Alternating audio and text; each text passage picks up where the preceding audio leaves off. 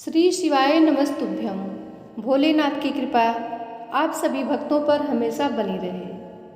आज हम लोग सुनेंगे सोमवार की व्रत कथा। तो एक बार प्रेम से बोलिए, शंकर भगवान की जय हो, माता पार्वती की जय हो।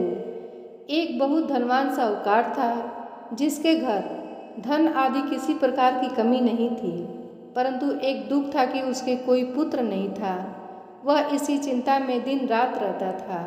वह पुत्र की कामना के लिए प्रति सोमवार को शिव जी का व्रत और पूजन किया करता था तथा सायंकाल को शिव मंदिर में जाकर शिव जी के विग्रह के सामने दीपक जलाया करता था।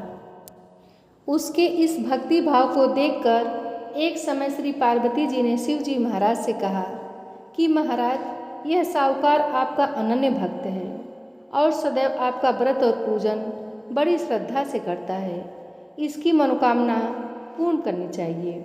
शिव जी ने कहा, हे पार्वती, यह संसार कर्म क्षेत्र है।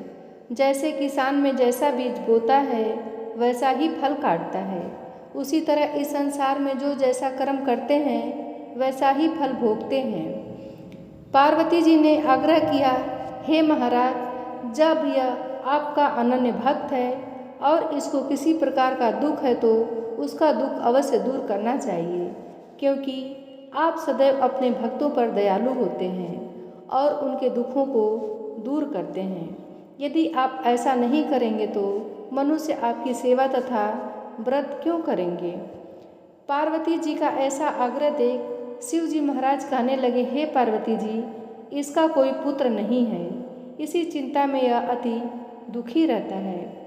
इसके भाग्य में पुत्र न होने पर भी मैं इसको पुत्र की प्राप्ति का वर देता हूँ, परंतु यह पुत्र केवल 12 वर्ष तक जीवित रहेगा।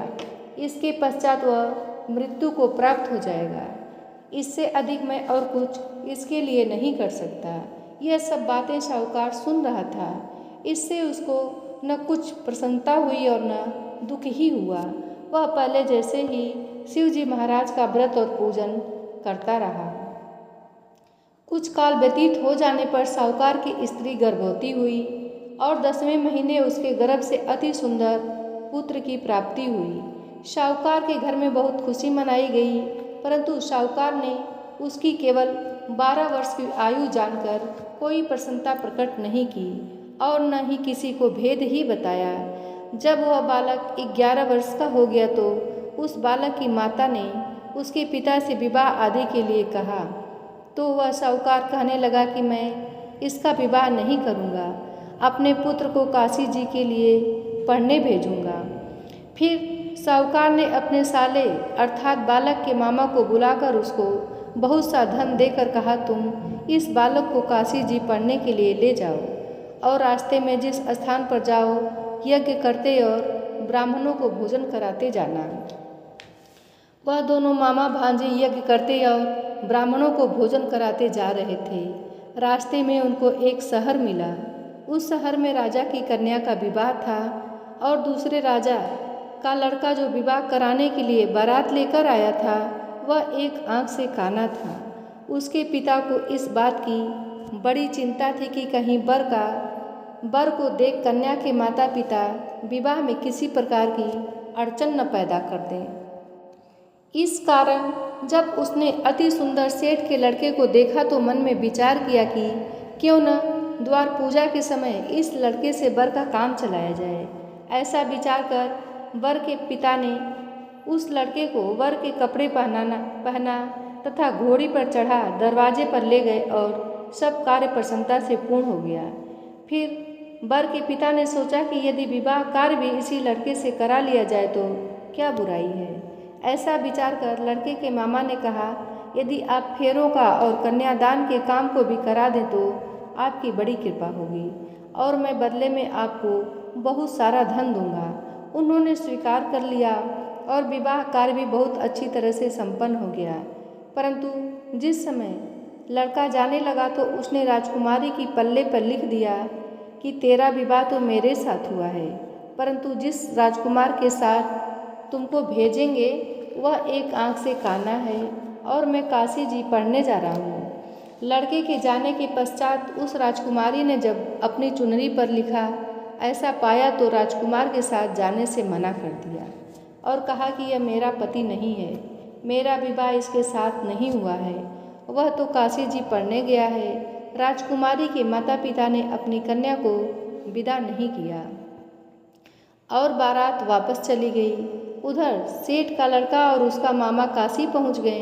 वहां जाकर उन्होंने यज्ञ करना और लड़के ने पढ़ना शुरू कर दिया। जब लड़के की आयु 12 साल की हो गई, उस दिन उन्होंने यज्ञ रचा रखा था कि लड़के ने अपने मामा से कहा, मामा जी आज मेरी तबीयत कुछ ठीक नहीं है।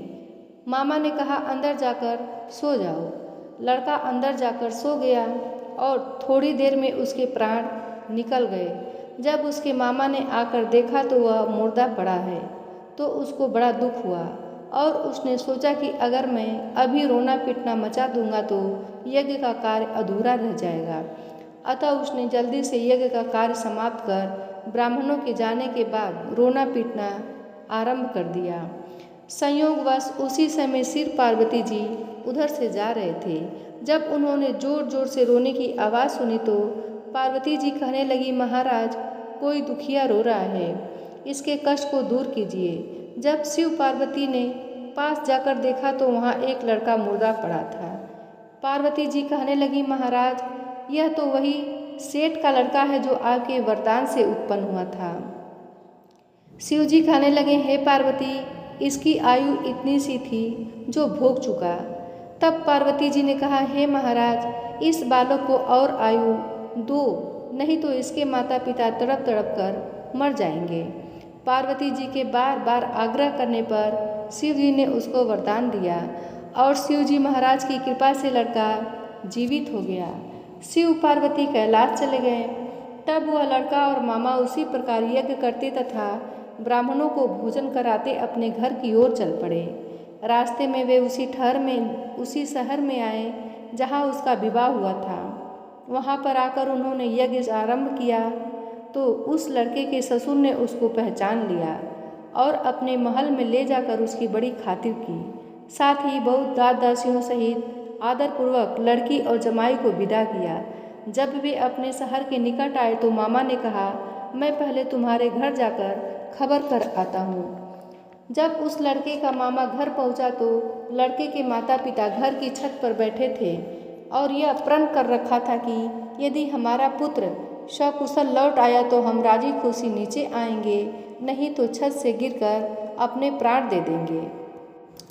इतने में उस लड़के के मामा ने आकर यह समाचार दिया कि आपका पुत्र आ गया है, तो उनको विश्वास नहीं आया। तब उसके मामा ने शपथ पूर्वक कहा कि आपका पुत्र अपनी स्त्री के साथ बहुत सारा धन लेकर आया है। तो सेठ ने आनंद के साथ उसका स्वागत किया और बड़ी प्रसन्नता के साथ रहने लगा। इसी प्रकार जो कोई भी सोमवार के व्रत को धारण करता है अथवा इस कथा को पढ़ता और सुनता है, उसकी समस्त मनोकामनाएं पूर्ण हो जाती हैं। एक बार प्रेम से बोलिए, शंकर भगवान की जय हो, माता पार्वती की जय हो। अब सुनते हैं शिव जी की आरती। जय शिव ओंकारा, ओम जय शिव ओंकारा, ब्रह्मा विष्णु सदा शिव अर्धांगी धारा। ओम जय शिव ओंकारा, एकानन चतुरानन पंचानन राजे, हंसासन गरुड़ासन वृषवाहन साजे। ओम जय शिव ओंकारा, दो भुज चार चतुर्भुज 10 भुज अति सोहे, तीनों रूप निरखते त्रिभुवन जन मोहे। ओम जय शिव ओंकारा, अंशमाला बनमाला मुंडमाला धारी, त्रिपुरारी कंसारी करमाला धारी। ओम जय शिव ओंकारा, श्वेतांबर पीतांबर बागंबर अंगे, सनकादिक ब्रह्मादिक भूतादिक संगे। ओम जय शिव ओंकारा, कर मध्य कमंडल चक्र त्रिशूलधारी, सुखकारी दुखहारी जग पालनकारी। ओम जय शिव ओमकारा। ब्रह्मा विष्णु सदा शिव जानत अविवेका। प्रणावक्षर में शोभित ये तीनों एका। ओम जय शिव ओमकारा। त्रिगुण स्वामी की आरती जो कोई नर गावे। कहत शिवानंद स्वामी सुख संपत्ति पावे। ओम जय शिव ओमकारा।